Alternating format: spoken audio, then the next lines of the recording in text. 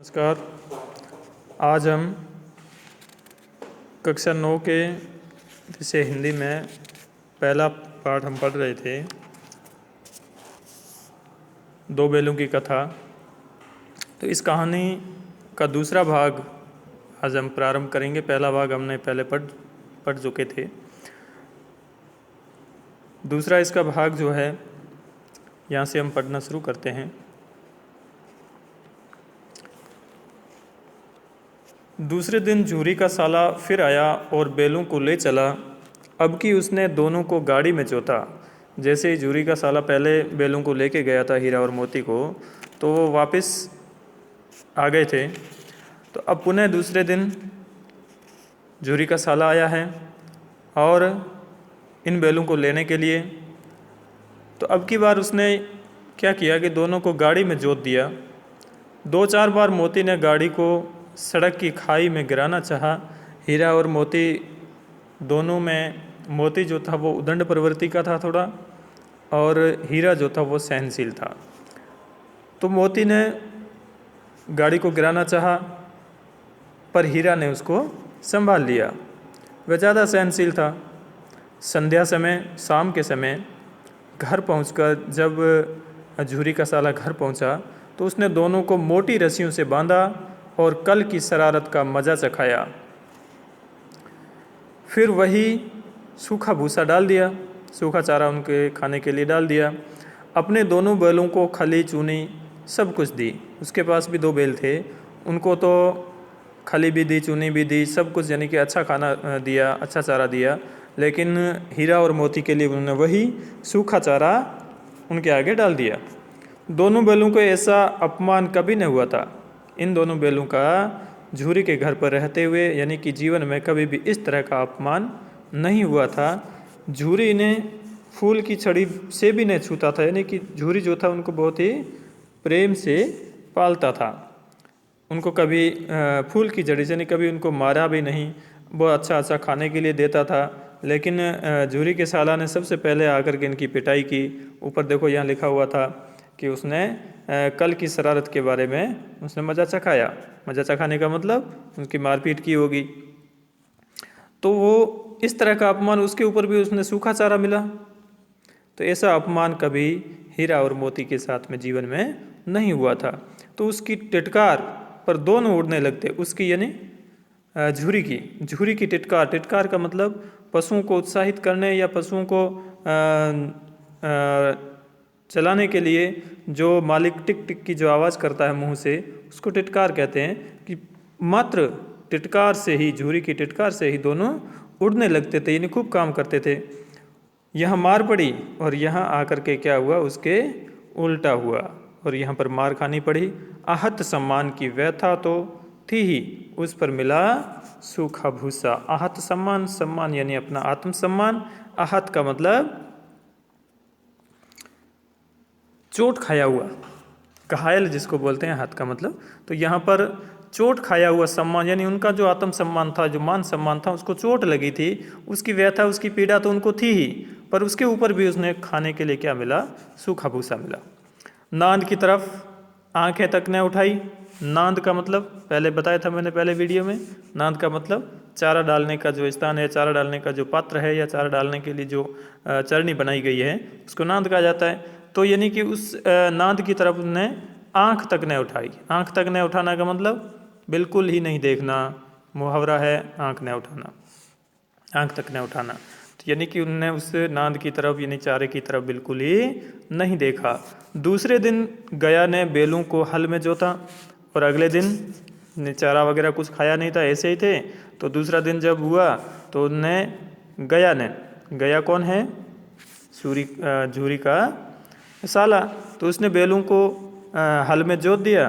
पर इन दोनों ने जैसे पाँव न उठाने की कसम खा ली थी, यानी कि बिल्कुल ही ये आराम से चल रहे थे, बिल्कुल ही काम करना के इनके मन में नहीं थी। वह मारते मारते थक गया, यानी गया जो है उनको मारते मारते थक गया, पर दोनों ने पाँव न उठाया। दोनों ही बहुत ही धीरे धीरे चल रहे थे, बिल्कुल यानी काम नगण्य सा काम कर रहे थे, काम बिल्कुल ही नहीं कर रहे थे, ऐसा कह सकते हैं। एक बार जब उस निर्दयी ने, निर्दयी किसके लिए आया है? निर्दयी का मतलब है जिसके मन में कोई दया भावना नहीं हो। तो निर्दयी यानी कि यहाँ निर्दयी गया को कहा गया है जो झूरी का साला है। निर्दयी ने हीरा की नाक पर खूब डंडे जमाए। हीरा खूब सहनशील था, समझदार था, मोती से ज़्यादा सहनशील था। तो हीरा की नाक के ऊपर खूब सारे डंडे जमाए, खूब पीटा, तो मोती का गुस्सा काबू के बाहर हो गया। और ये सब हीरा को पीटते देख करके मोती को बहुत ही गुस्सा आया, काबू के बाहर हो गया, यानी कि बहुत ही ज़्यादा गुस्सा हुआ और हल लेकर भागा। और वो हल के सहित भागने लगा। हल, रस्सी, जुआ, जोत सब टूट टाट कर बराबर हो गए। हल को तोड़ दिया, रस्सियाँ वगैरह जो भी जुआ वगैरह वो जोतने वगैरह के लिए जो सामान होता है हल जोतने वाला, सबको तोड़ ताड़ के बराबर कर दिया। गले में बड़ी बड़ी रस्सियाँ न होती तो दोनों पकड़ाई में नहीं आते। अगर उनके गले में बड़ी बड़ी रस्सियाँ नहीं डाली हुई होती तो दोनों पकड़ में ही नहीं आते। हीरा ने मूक भाषा में कहा भागना व्यर्थ है। और आखिर हीरा ने कहा, मूक भाषा का मतलब सांकेतिक भाषा में मोती से कहा कि इस तरह से हमारा भागना व्यर्थ है। मोती ने उत्तर दिया, तुम्हारी तो इसने जान ही ले ली थी, अब की बड़ी मार पड़ेगी। यानी कि अब की बार जो क्या होगा, बड़ी मार पड़ेगी। हीरा ने कहा कि हम सब कुछ उसका तोड़ दिया है साधन, तो अब की बार जब पकड़े गए तो बहुत ही मार पड़ेगी। तो मोती ने कहा, पढ़ने दो, बेल का जन्म लिया है तो मार से कहाँ तक बचेंगे। गया 2 आदमियों के साथ दौड़ा आ रहा है, दोनों के हाथों में लाठियां हैं। मोती बोला, कहो तो दिखा दूं कुछ मजा, मैं भी लाठी लेकर आ रहा है। हीरा ने समझाया, नहीं भाई, खड़े हो जाओ, यानी रुक जाओ, मुझे मारेगा तो मैं भी 1-2 को गिरा दूंगा। ये बात किसने कही होगी? मोती ने, क्योंकि उदंड प्रवृत्ति का कौन है? मोती है। नहीं, हमारी जाति का ये धर्म नहीं है। ये बात किसने कही? हीरा ने कही कि नहीं, इस तरह से मालिक को मारना हमारी जाति में का धर्म नहीं है, हमारे धर्म के विरुद्ध है, ऐसा हम नहीं कर सकते। मोती दिल में ऐंठ कर रह गया, दिल महसूस कर रह गया, अपनी बात को मन में ही दबा करके रह गया और हीरा की बात माननी पड़ी। गया आ पहुंचा और दोनों को पकड़कर ले चला। कुशल हुई कि उसने इस वक्त मारपीट न की, यानी कि अच्छी बात ये हुई कि उसने इस वक्त जो है उस समय जो उनके साथ मारपीट नहीं की। नहीं तो मोती भी पलट पड़ता, नहीं तो मोती कुछ न कुछ पलटवार करता। उसके तेवर देख कर गया और उसके सहायक यानी उसके साथ जो आए थे वो समझ गए कि इस वक्त टाल जाना ही मसलहत है, इस समय मारपीट करना सही नहीं है, इसको टाल देना ही मसलहत यानी हमारे हित में है, हमारी भले में है। आज दोनों के सामने फिर वही सूखा भूसा लाया गया। दोनों चुपचाप खड़े रहे। घर के लोग भोजन करने लगे। उस वक्त देखो क्या हुआ कि उसी समय शाम को फिर वही इनकी दिनचर्या लाई गई, उनके सामने वही सूखा भूसा लाया गया और दोनों चुपचाप खड़े रहे। उन्होंने इस आज भी सूखा भूसा खाना सही नहीं समझा, चुपचाप खड़े थे। घर के सभी लोग भोजन करने लगे। उस वक्त एक छोटी सी लड़की 2 रोटियां लिए निकली और दोनों के मुंह में देकर चली गई। और उस समय क्या होता है कि एक छोटी सी लड़की घर से बाहर निकलती है और 2 रोटियां लेकर के आती है और दोनों के मुंह में, दोनों का मतलब हीरा और मोती के मुंह में दे करके वो चली गई। उस एक रोटी ने इनकी भूख तो क्या शांत होती, पर दोनों के हृदय को मानो भोजन मिल गया। यहाँ भी किसी सज्जन का वास है, यानी कि उन्होंने सोचा कि यहाँ भी कोई सज्जन व्यक्ति का वास है, निवास करता है। लड़की भैरों की थी। लड़की किसकी थी? भैरो नाम के व्यक्ति की थी। उसकी माँ मर चुकी थी, सौतेली माँ उसे मारती रहती थी, इसीलिए इन बैलों से उसे एक प्रकार की आत्मीयता हो गई थी, लगाव हो गया था, प्रेम हो गया था। दोनों दिन भर जोते जाते, डंडे खाते और कभी कभी अड़ते भी। शाम को थान पर बांध दिए जाते। थान का मतलब पशुओं को बांधने का स्थान, वहाँ पर बांध दिए जाते और रात को वही बालिका उसे 2 रोटियाँ खिला जाती। प्रेम के इस प्रसाद की ये बरकत थी। बरकत का मतलब वृद्धि का भाव जिसे कह सकते हैं या वृद्धि से संबोधित कर सकते हैं। और इसकी ये बरकत थी कि 2-2 गाल सूखा भूसा खाकर भी दोनों दुर्बल न होते थे, मगर दोनों की आंखों में रोम रोम में विद्रोह भरा हुआ था। एक दिन मोती ने मूक भाषा में कहा, अब तो नहीं सहा जाता हीरा। यानी हीरा से अपनी मूक भाषा में कहा कि अब सहा नहीं जाता।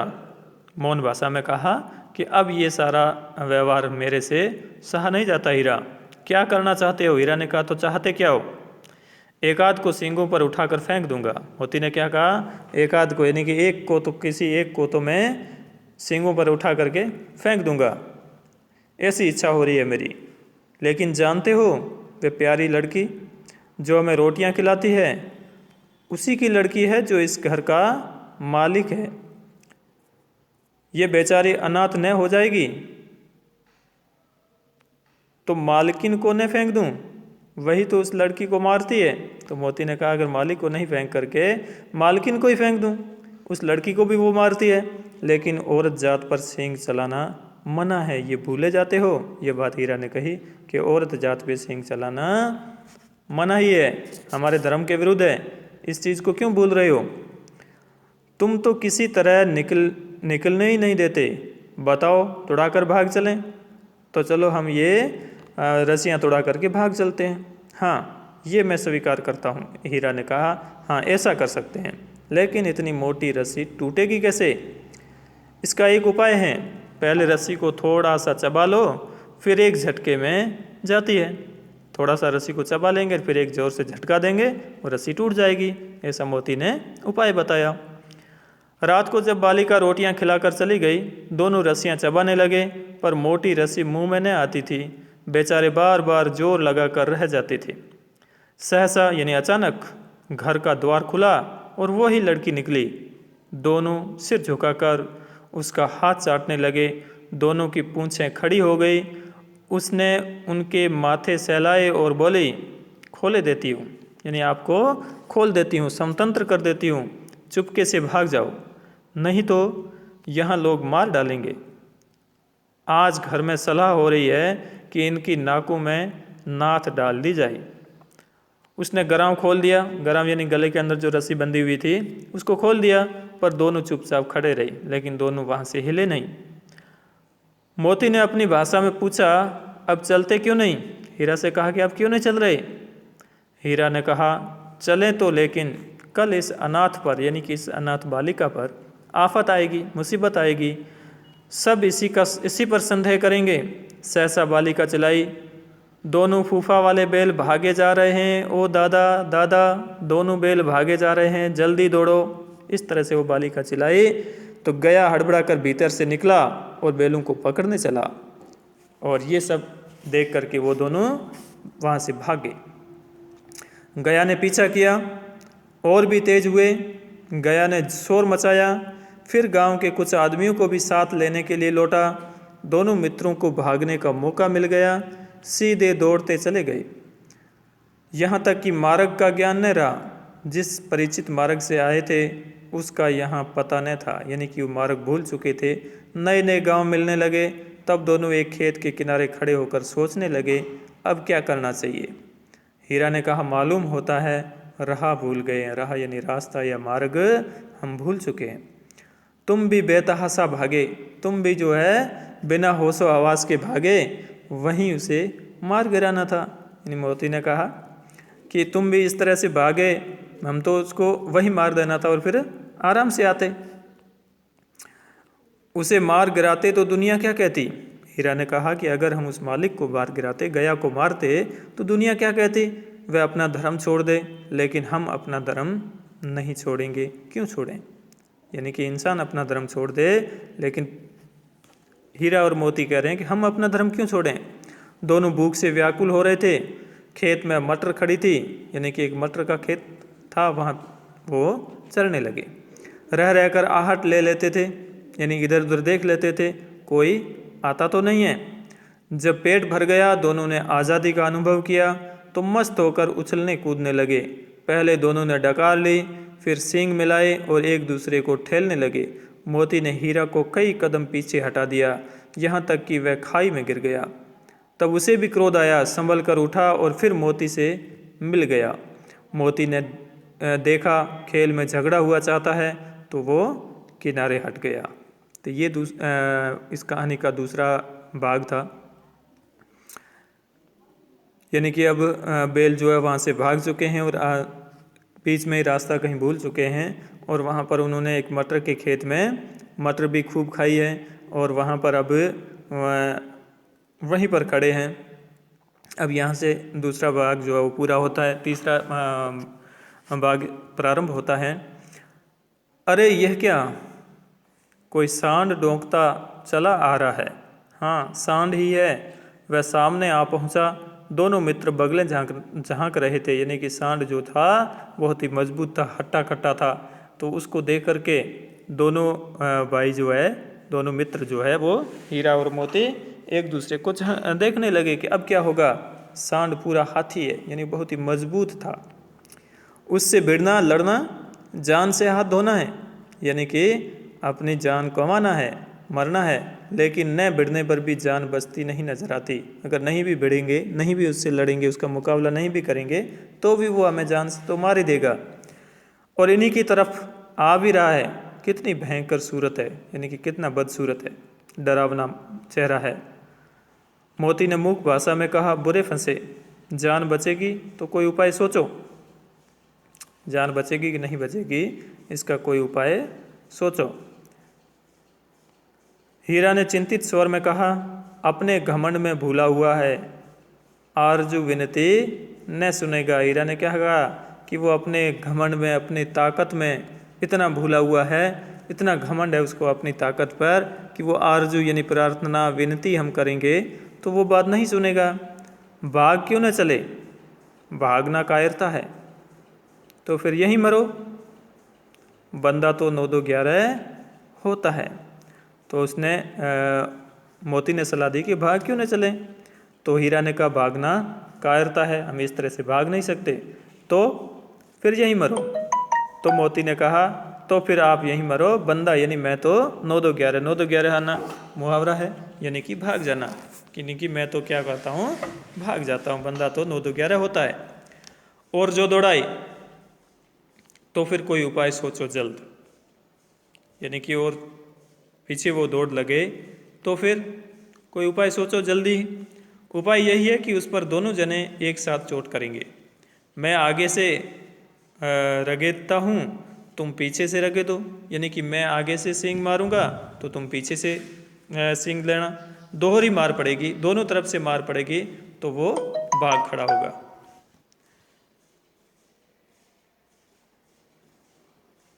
मेरी ओर झपटे, अगर वो मेरी ओर आता है, हीरा ने कहा, अगर वो मेरी तरफ आता है तो तुम बगल से उसके पेट में सींग घुसेड़ देना।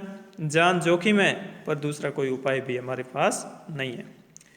दोनों मित्र जान हथेलियों पर लेकर लपके। सांड को भी संगठित शत्रुओं से लड़ने का तजुर्बा यानी कि अनुभव, तजुर्बा यानी अनुभव न था। वह तो एक शत्रु से मल्ल युद्ध करने का आदी था, आदि यानी अभ्यस्त था। ज्यों ही हीरा पर झपटा, मोती ने पीछे से दौड़ाया।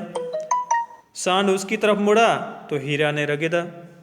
सांड चाहता था कि एक एक करके दोनों को गिरा लें, पर ये दोनों ही उस्ताद थे, उसे वह अवसर न देते थे। एक बार सांड झल्ला कर हीरा का अंत कर देने के लिए चला कि मोती ने बगल से आकर पेट में सींग भोंक दिया, सींग घुसेड़ दिया। सांड क्रोध में आकर पीछे फिरा तो हीरा ने दूसरे पहलू से सींग चुबा दिया। आखिर बेचारा जख्मी होकर भागा और दोनों मित्रों ने दूर तक उसका पीछा भी किया, यहाँ तक कि सांड बेदम होकर गिर पड़ा, तब दोनों ने उसे छोड़ दिया। यानी कि इस घटना से जो है ये हमें प्रेरणा मिलती है कि संगठित होकर के हम किसी मुसीबत का सामना करेंगे तो हम ज़रूर उसमें सफल हो जाते हैं, तो चाहे वो मुसीबत कितनी ही बड़ी, चाहे वो मुश्किल या परेशानी कितनी ही बड़ी क्यों न हो।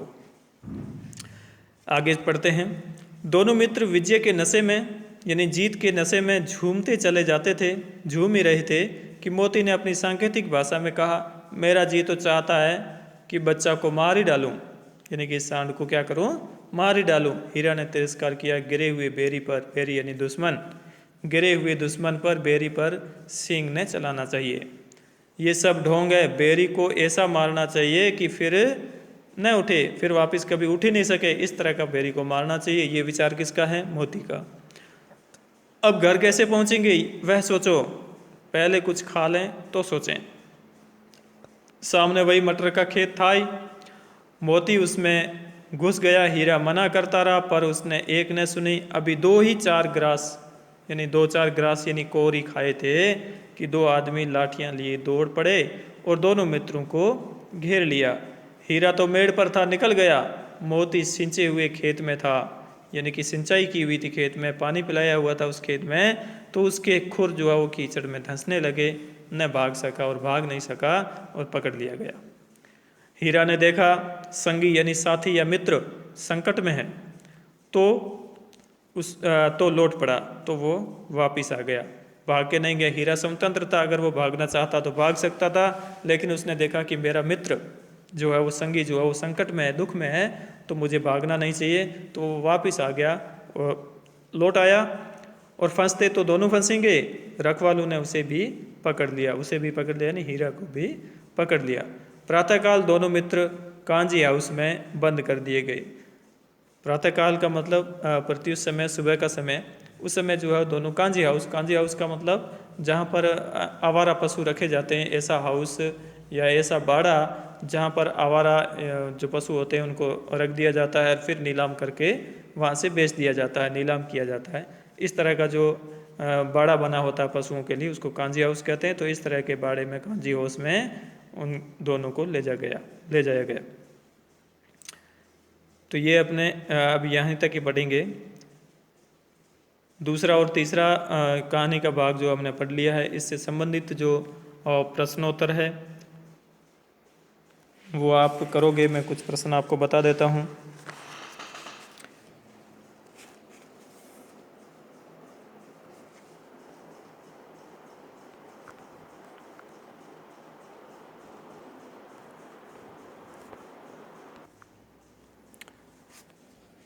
तो इन दोनों से संबंधित आप प्रश्न उत्तर लिखेंगे। पहला प्रश्न है,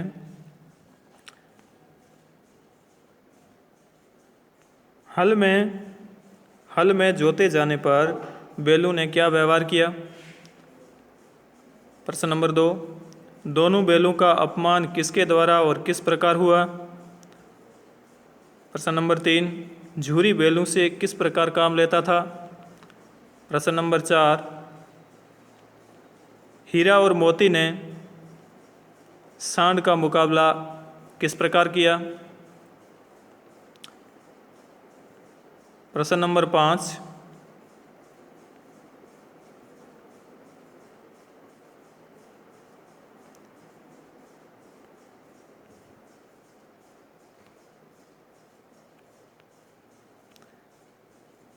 हीरा और मोती का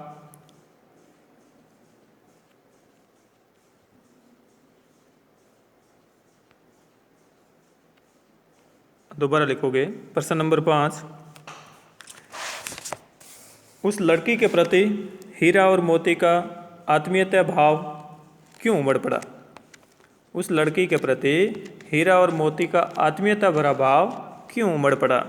ये 5 प्रश्न जो है वो आप अपने उत्तर पुस्तिका में लिखोगे और इस वीडियो को आप अपने पुस्तक खोल करके, किताब खोल करके पुनः इसको सुनते हुए अपनी किताब में पढ़ोगे और बार बार इस कहानी को आप पढ़ोगे। और आगामी जो चौथा भाग जो है कहानी का, वो भी अपनी पुस्तक में से आप पढ़ के रखना। और जल्द ही हम चौथे और 5वां इस कहानी का जो भाग है उसको पढ़ेंगे और उसके बाद में अगले वीडियो में हम इस प्रश्न उत्तर जो पाठ्य पुस्तक के जो प्रश्न उत्तर है इसके ऊपर भी बात चर्चा करेंगे। तो धन्यवाद। अच्छी तरह से पढ़ाई करना। जो भी कंटेंट आपको दिया जाता है उसको आप पूरा करें, अच्छी तरह से उसको याद करें, क्योंकि जिस तरह का ये चल रहा है वातावरण, उसमें हम जो है वो हो सकता है कि हम फिज़िकल क्लासें ले पाएँ या नहीं ले पाएँ। तो ऑनलाइन जितना भी पढ़ाया जा रहा है उसको अच्छी तरह से पढ़ें, उसको याद करें, और जब भी एग्ज़ाम लिया जाए या अपना क्लास टेस्ट लिया जाए तो उसमें आप जो है कोई आपको परेशानी नहीं हो। धन्यवाद।